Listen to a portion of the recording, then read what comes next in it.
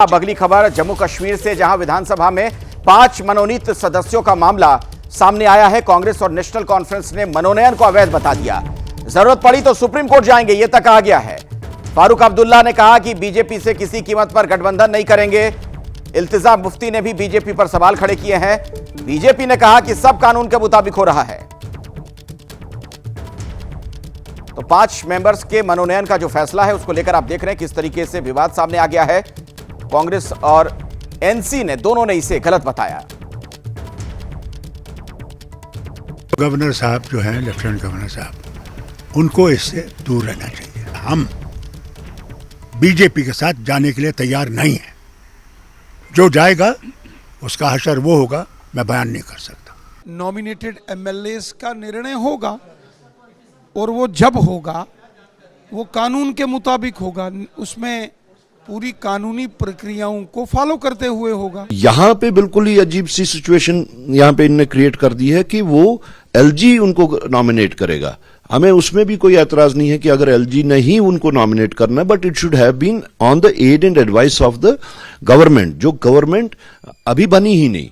संविधान ने, state reorganisation act ने जो चीजें तय की हैं वो होनी निश्चित है।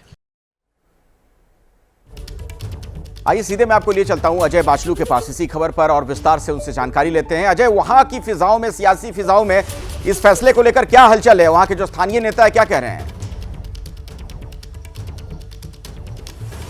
देखिए अखिलेश, अगर हम बीजेपी की बात करें तो बीजेपी तो इस बात पे पूरी एडमेंट है कि ये जो 5 नॉमिनेशंस हो रहे हैं ये कानून के हिसाब से हो रहे हैं। और जो रीऑर्गेनाइजेशन एक्ट जम्मू कश्मीर में लागू हुआ है जब से जम्मू कश्मीर केंद्र शासित प्रदेश बना है, तो उसके हिसाब से और सुप्रीम कोर्ट की कुछ गाइडलाइंस का हवाला देते हुए बीजेपी ये कह रही है कि ये जो नॉमिनेशंस हो रहे हैं ये सब कानूनी प्रक्रिया के तहत हो रहे हैं और केंद्र सरकार को किसी से इजाज़त लेने की ज़रूरत नहीं है, जहां तक सवाल इन 5 लोगों के नॉमिनेशंस का आता है। इसके साथ ही बीजेपी का यह भी दावा है कि जो 5 विधायक नॉमिनेट होंगे उन 5 के पास वो सारी प्रिविलेजेस और पावर्स होंगी जो एक सिटिंग विधायक के पास होती हैं। मतलब ये कि ये 5 विधायक जो कि निर्णायक साबित हो सकते हैं वोटिंग में, इनके पास वोटिंग राइट भी रहेगा।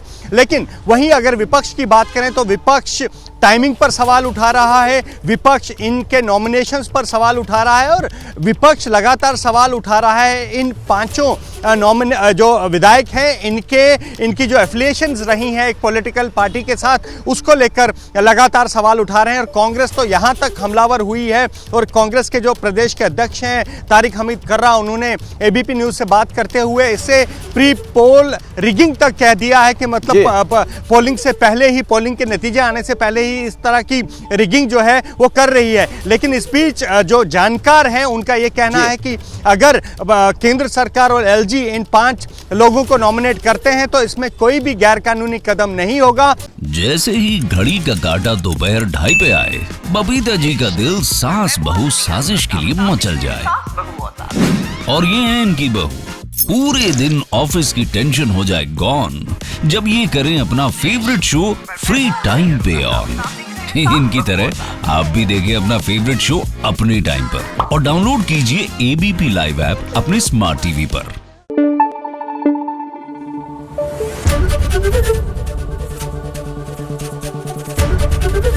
एबीपी न्यूज आपको रखे आगे।